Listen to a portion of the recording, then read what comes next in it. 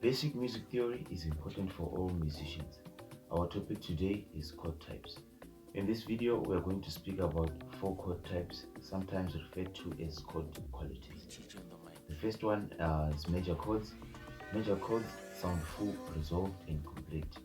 Major chords are built by adding the interval of the major third and the perfect fifth, above the root. And the root is the starting note of the chord. So, for example, if our root note is C major, the major third will be E, and then the perfect fifth will be G. And then the second one is the minor chord or minor chords. Minor chords sound a universe away from major chords.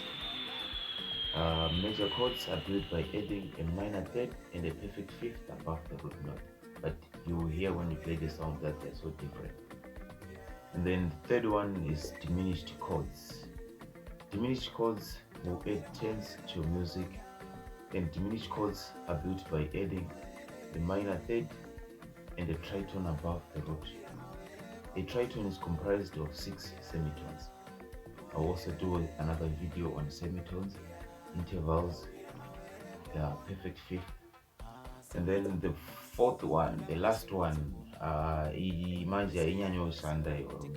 but just for the sake of learning, I don't know if I'm pronouncing it right.